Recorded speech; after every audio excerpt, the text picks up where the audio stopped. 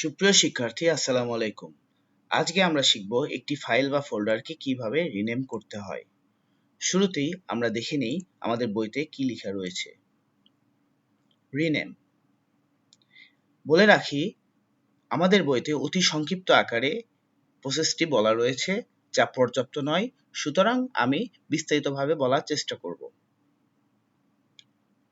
Rename করতে হলে আমাদের যে বিষয়গুলো মাথায় রাখতে হবে, প্রথমে আমাকে কিছু ফাইল বা ফোল্ডার তৈরি করতে হবে।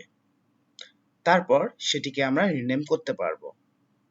এবং রিনেম করার একটি শর্টকাট কি রয়েছে, যেটাকে বলা হয় ফাংশন 2, এবং আমরা লিখব সেটা F2, অর্থাৎ F2 লিখলেও আমাদের উচ্চারণ করতে হবে ফাংশন 2।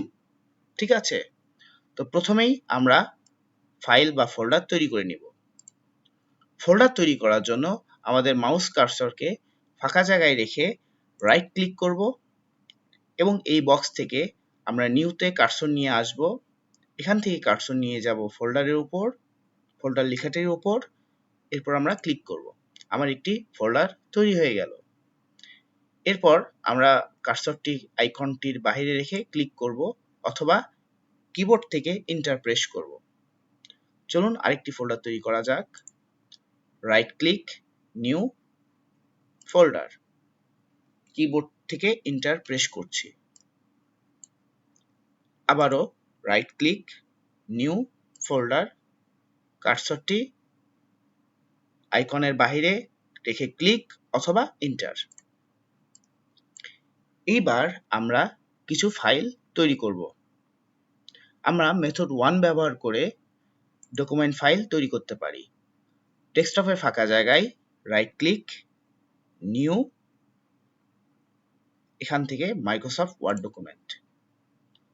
একইভাবে প্রেস এন্টার অথবা ক্লিক। আরও কয়েকটি ফাইল তৈরি করি। New, Microsoft Word document, click, new, Microsoft Word document, click or press enter. ঠিক আছে? আমরা 3টি ফাইল এবং 3টি ফোল্ডার তৈরি করে ফেললাম। এইবার এগুলোকে রিনেম করব। রিনেমের উদ্দেশ্য কি?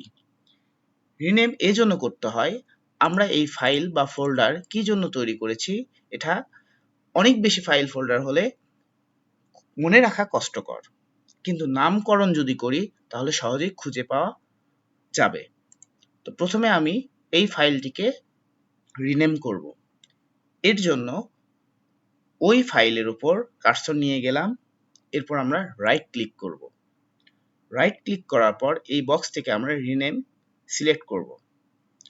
খেয়াল করুন, রিনেম লেখাটি রয়েছে নিচ থেকে উপরে 2 নম্বরে। এই রিনেম লেখার উপর আমরা মাউস দ্বারা ক্লিক করব। করার পর আমাদের এই লেখার আশেপাশে সাদা হয়ে গেছে এবং লেখাটি বোল্ড হয়ে গিয়েছে।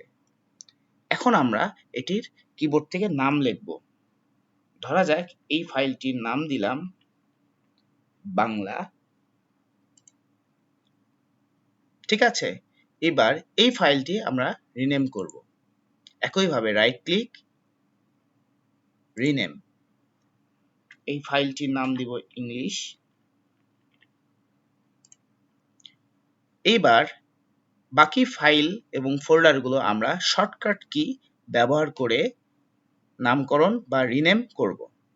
কাজের সুবিধার জন্য আমরা একটি কিবোর্ড স্ক্রিনে দেখাচ্ছি। এটি একটি ল্যাপটপ কিবোর্ড। এই জন্য এখানে আমরা F2 লেখা বা ফাংশন কি 2 সরাসরি দেখতে পারবো না।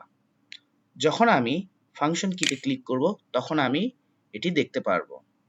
যদি ডেস্কটপ কিবোর্ড হয় তাহলে সরাসরি F2 তে প্রেস করলেই হবে, কিন্তু ল্যাপটপে ফাংশন কি প্রেস করব, তারপরে F2 প্রেস করব। ঠিক আছে? চলুন শুরু করা যাক। এই ক্ষেত্রে মেথড একটু আলাদা। আমরা যে ফাইল বা ফোল্ডারটি রিনেম করতে চাই, সেই ফাইল বা ফোল্ডারটিকে রাইট ক্লিক না করে শুধু ক্লিক করে সিলেক্ট করব। আমি আবারও বলছি, যে ফাইল বা ফোল্ডারটিকে শর্টকাটে রিনেম করতে চাই সেটিকে সিলেক্ট করতে হবে, মাউস দ্বারা সিলেক্ট করতে হবে। সিলেক্ট করলাম, করার পর আমরা F2 প্রেস করব।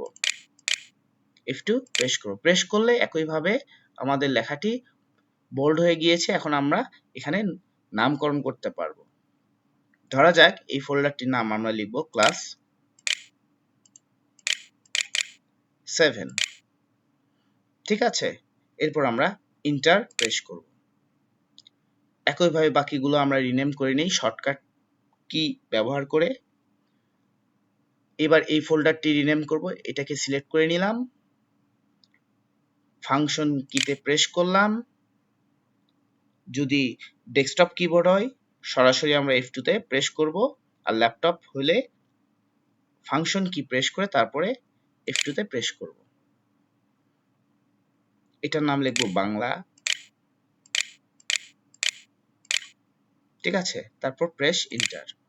সর্বশেষ যে ফোল্ডারটি এটা এবার ম্যানুয়ালি আমরা রিনেম করব, শুরুতে যেভাবে করেছিলাম। তাহলে কি করব, এই ফোল্ডারটির উপর রাইট ক্লিক, রিনেম এবং নাম লিখব। প্রিয় শিক্ষার্থী, আমরা ফাইল বা ফোল্ডারগুলোর নামকরণ করে ফেলেছি।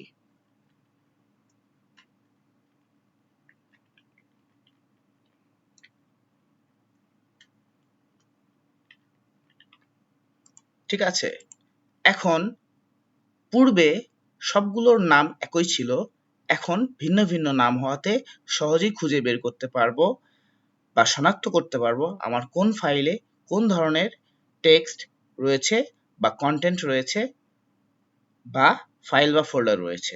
ঠিক আছে, এইভাবে আমরা রিনেম করার কাজ সম্পূর্ণ করতে পারি। ধন্যবাদ।